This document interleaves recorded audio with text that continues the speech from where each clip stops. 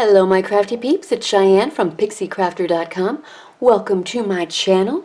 We are going to be using the Graceful Garden stamp set again. I know I went over this a lot last week, the whole suite, and you know, I love it. I'm not done with it yet. I told you that I wanted to do some heat embossing with some watercoloring. So that's what we're going to do, but it's going to be a little bit of a twist. We will be using this big gorgeous rose. I've done that before because I love it so much. And the I Adore You stamp from this set. Let's see, what else are we going to be using? Also from the Petite Petal Garden Suite, that's what it is I believe it's the Garden Trellis embossing folder. The full list of products are going to be in the description bar below, along with over on my website, PIXIECrafter.com. So if ever in any doubt, check those and you'll know for sure. Yeah, we're going to be using this, and we're going to be using the second smallest circle in the stitched shapes framelets. These stitch shape framelets, I love them too. This is kind of like a products I love video. But yeah, the stitch shape framelets, they come in a pack.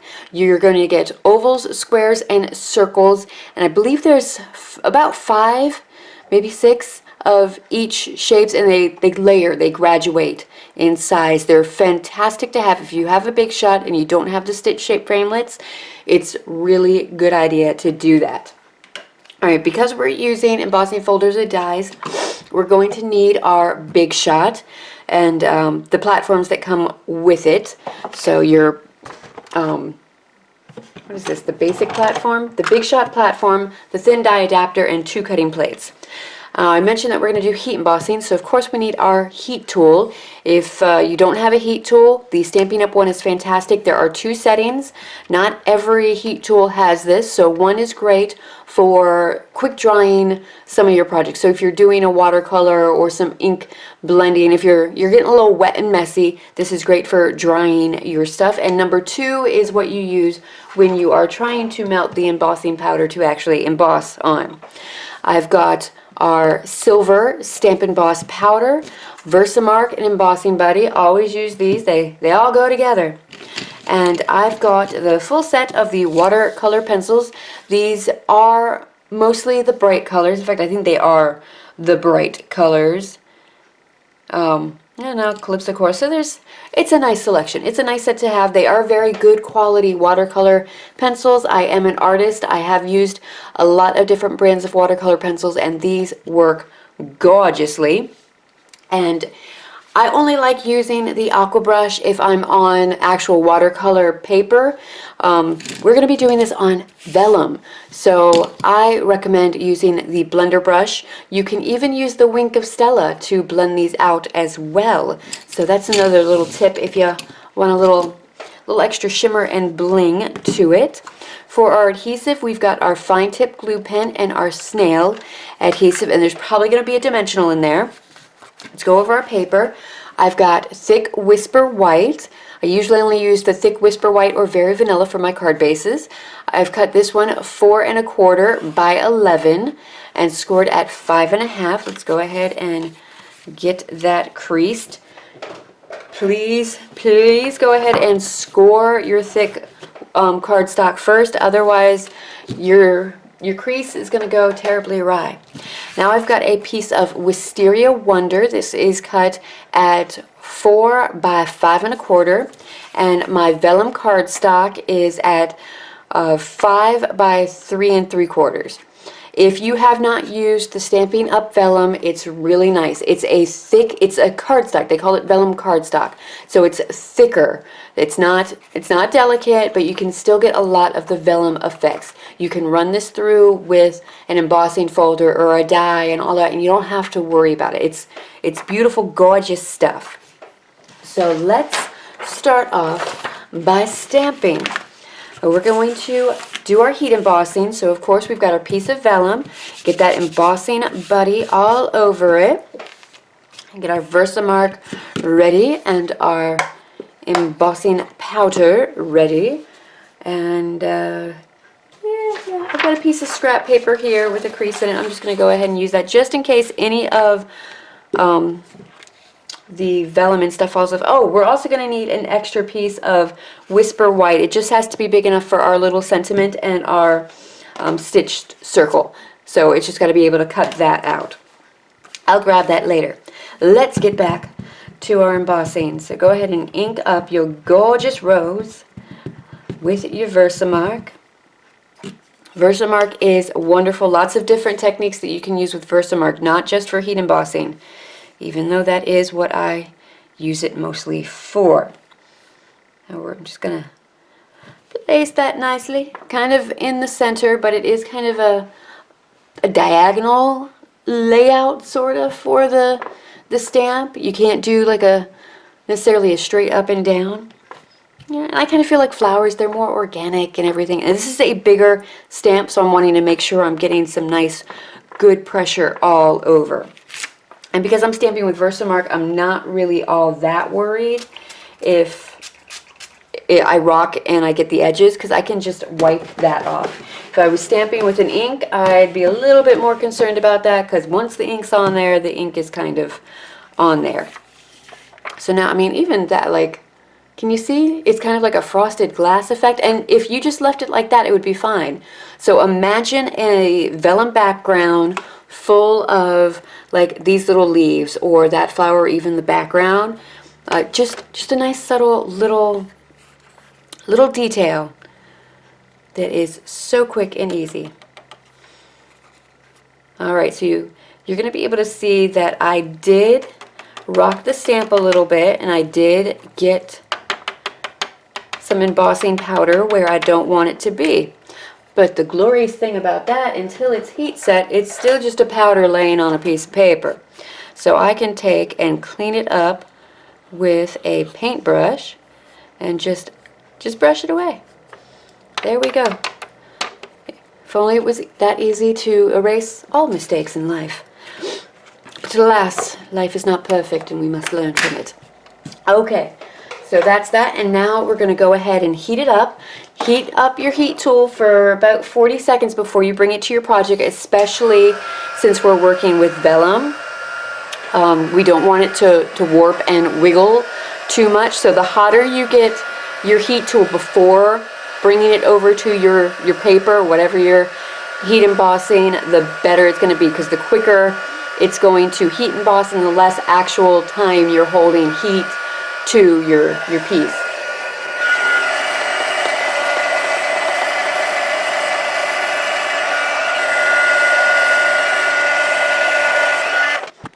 Alright, that is a whole bunch of gorgeousness there. Can you see like a Beauty and the Beast theme happening with this one? Yes! It's going to have to be gold later. Alright, let me grab a piece of scrap cardstock here for our sentiment. You can go ahead and get that done. Actually, no, it's good. It looked like very vanilla for a second, and that's not going to be big enough. Hold on. Alright, I got a scrap that will actually fit and work for our purposes. So here we've got the I Adore You stamp. We're going to lay down on our embossing buddy. Versamark our stamp. Pop it on there. Nice even pressure. Clean off our stamps. Clean as we go.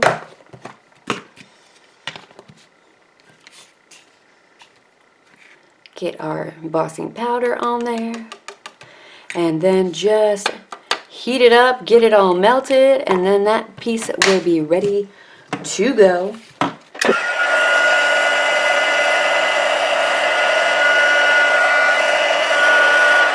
There we go. I adore you. I really do. Really, truly. Okay. Oh, now we've got all that. Let's do a little bit of big shotting, because it's time. It's time. So let's actually move that out of the way. Alright, so first thing we're going to do is going to take our, yeah, we can use that one, piece of Wisteria Wonder. And this can be any color you choose. It doesn't really matter. We're going to go ahead and run this through. Now with this, because it's kind of a linear design, I want to make sure that I'm getting things even. Alright, so you're going to use your Big Shot platform, a clear, let me swing this over a little bit. Why is it I've got two big old tables and I just never have enough room? Alright, so your Big Shot platform, your clear cutting plate, acrylic plate, whatever they're called, your embossing folder with the cardstock inside, another cutting plate, clear cutting plate, and you're just going to run that through the machine, and magically, presto changeo, we've got some, oh, gorgeous. I mean, doing this elevates the level of your card so much versus just having a piece of cardstock on there. Okay, now we're going to need our thin die adapter. So we've got our Big Shot platform, our thin die adapter, our clear cutting plate, our I Adore You piece of cardstock, our stitch shape circle. Pop that on there. And then we're going to just run this through. And just like that. The stitch shapes, they're another one of those, you know, easy, quick and easy things to just add that little extra stitch detail. And it just elevates up the level of your card. Now, okay, let's get our Big Shot out of the way. We're done with you, buddy boy. And let us bring in our watercolor. Now, I'm also going to bring in my grid paper, my big Pado grid paper. And we're going to bring you in a little tighter.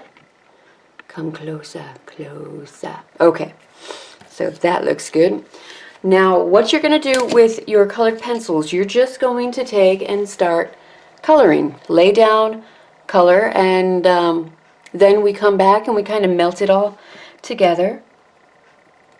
And because this is raised, it's really easy to kind of keep everything in where it needs to be. You do not have to in any way be precise with this step. When we bring in that blender pen, it's really going to, you know, melt into everything. But this is just, I kind of just want to give it just a little bit of color, a little bit of a stained glass sort of feel. Alright, so that was Old Olive that I just used, and now I've got some Daffodil Delight. I just want to hit the tip just a little bit. Very often leaves are not the same color, and now I'm going to take a little bit of the, which one is this, Bermuda Bay, which is kind of like a blue-green. I'm just going to kind of hit it on the base, just kind of to give it a little bit of a shadow here.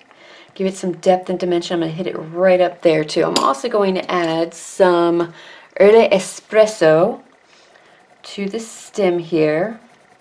You know, by adding all of the greens and the browns, it's really helping to like build up the layers. And now we've got Melon Mambo and Real Red for our flower coloring. So overall, I'm going to keep the tips a little bit clear of color. Oh, we've got some more leaves here. So let's just get some of that Old Olive into the leaves before I forget. Otherwise, I totally will. Alright, so I'm going to put down Melon Mambo on all of them. I'm just going to kind of add more pressure around the base of the petal and just lighten up as I go towards the end of the petal. And that just on its own, that will give a greater depth of color around the base, and then it'll be lighter at the edge. That will kind of help to give you more of that 3D effect. And I'm going to go ahead and do that on all of these guys.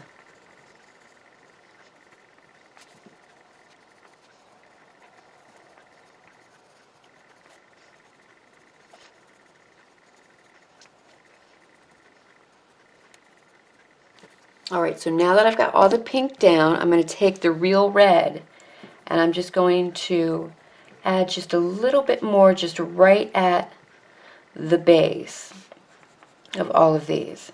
So by having the Melon Mambo on all of these, it's going to help to make sure the color ties in all through it. Now around here, like, be aware of where the petal actually is. So these ones you're actually seeing the inside because it's the back side, and these you're seeing more of the outside.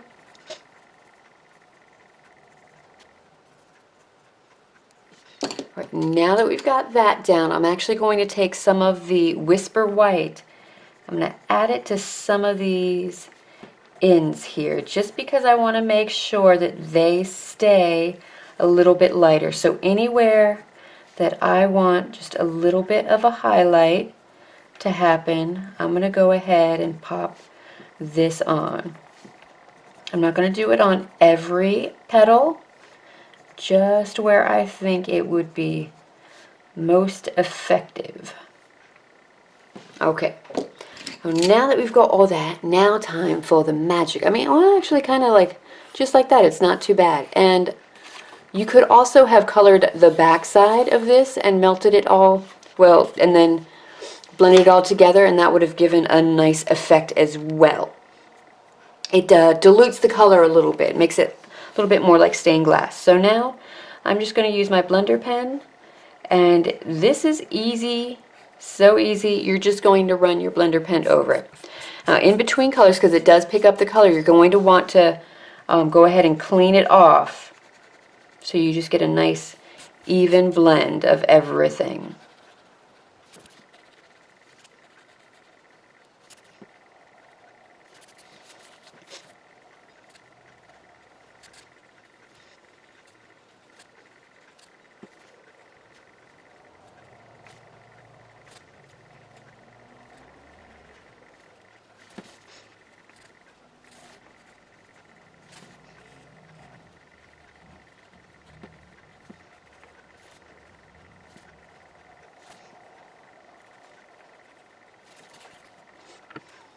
Alright, so there we've got our little watercolored, heat embossed rose. I love this, and you can see how, like, every time I thought I was picking up just a little bit too much color, I went ahead and cleaned it off.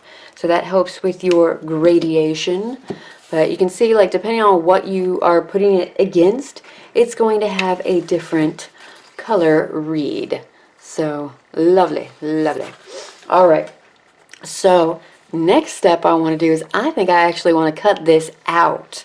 So that is what I'm going to do, a little fussy cutting.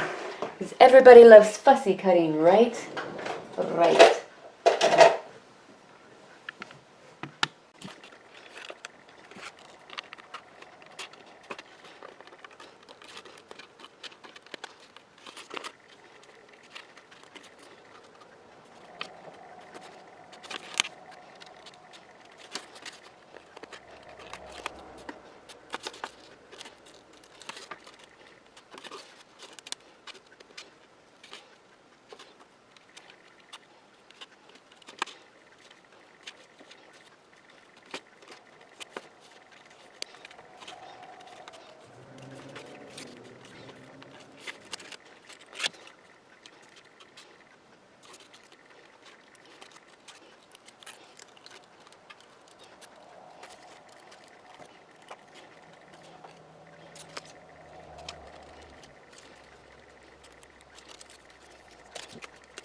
There we go, we are all cut out.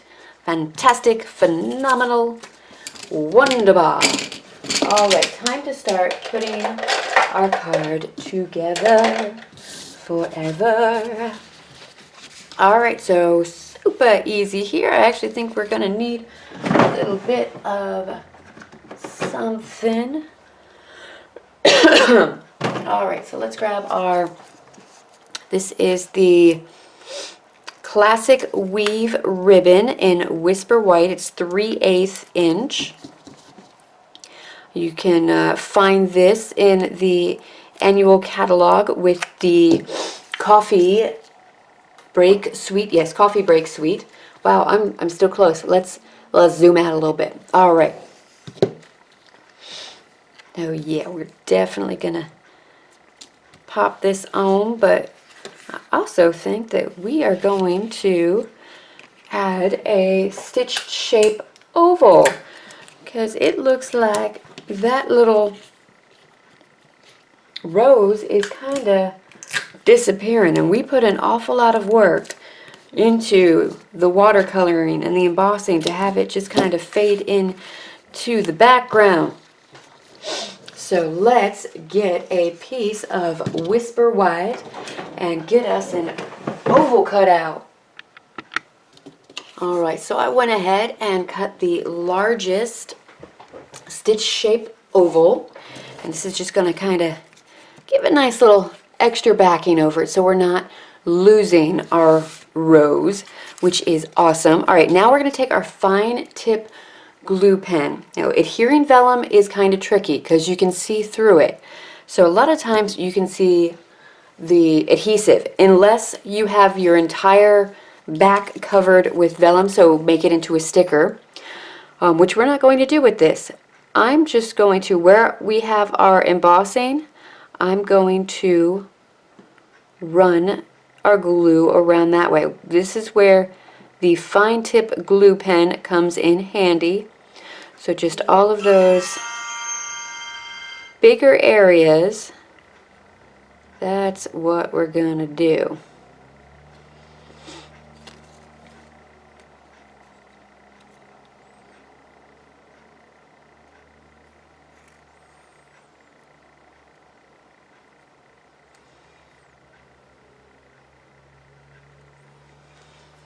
Alright, so there we go. Pop this on just like that. I'm going to grab one of my clear blocks and set it on it so it's going to be nice and flat while it dries. Now with the fine tip glue pen, you do want to go ahead and nozzle it as fast as possible because it does dry fairly quickly, and it would be absolutely tragic if you ended up drying your entire bottle of fine tip glue. Okay. Right, now it's time to put everything together. So it's going to be a cute little card. Alright, we are adding a piece of paper that is embossed. So we want to make sure to get enough adhesive because some of it isn't going to be touching because it's raised up a little bit. So get plenty of adhesive on this bad boy just to make sure there's going to be enough surface area to actually grab onto.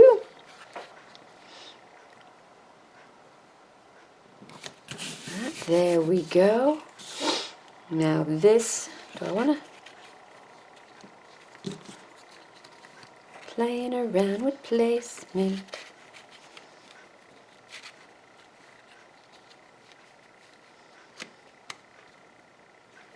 Okay, so I want it like that, which means I don't want this to be dimensional.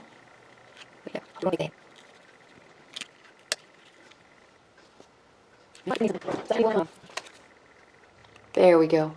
A little bit of delicate doily, just like that.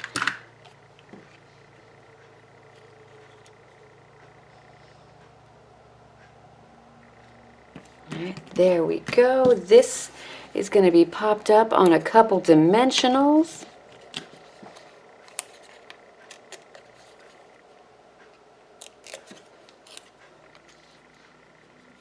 There we go, just kind of over there, and then I think maybe we'll add a little knot over here.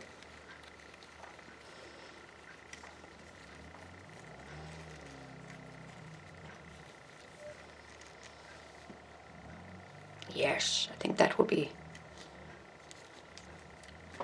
just right.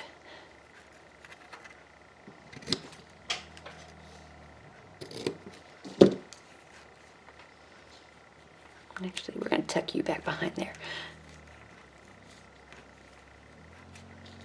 Oh, there we go.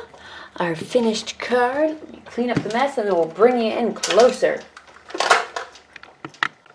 Okay, and that is it for today's tutorial. I love how this card came out. This background, this embossing folder, I'm in love with. I can see myself using some of the craft white ink pad to kind of just lightly go over it so that it'll highlight the raised areas, or even maybe trying to add a little Versamark and some of the metallic embossing powders to kind of get these to be more of a raised metallic look. That would be a whole lot of fun. So switch out your colors however you want. You can color the rose however you want. You can use whatever background paper that you want, whatever ribbon you want. I'm really happy with this ribbon. It's really stretchy. That's kind of fun. All right, that is it for today. I hope this inspires you to give the Petal Garden Suite a look-see. Lots of wonderful things, and to grab those stitched shape framelits if you haven't already. Oh, thank you so much for watching. If you liked what you saw, please go ahead and like and subscribe. Feel free to leave comments. I love getting your feedback. A full list of the products I used can be found in the description bar, along with links over to my website, where you can also find a full list of the products I used, along with lots of other helpful links. Oh, all right, until next time, happy crafting. Bye! Want to see more? Here's some videos that might interest you. And check out my website and blog for a full list of the products I used, as well as more project ideas and inspiration. You can also shop my Stampin' Up! Online store, my Etsy shop, or contact me about booking and planning a Disney vacation from PIXIECrafter.com.